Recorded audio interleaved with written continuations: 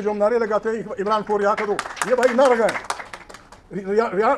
عمران کو میں سختی بات نہیں کرتا، میں نے وعدہ کیا ہے سختیوں سے۔